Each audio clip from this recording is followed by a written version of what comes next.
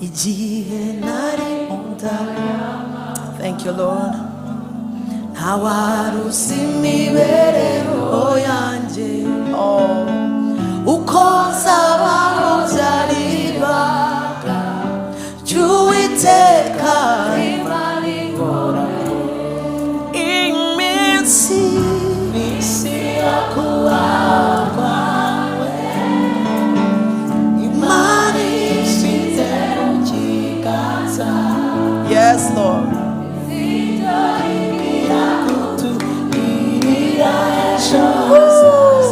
Habeza cyane iminsi yakubaho kwawe imana ifite mu kiganza. Thank you Lord.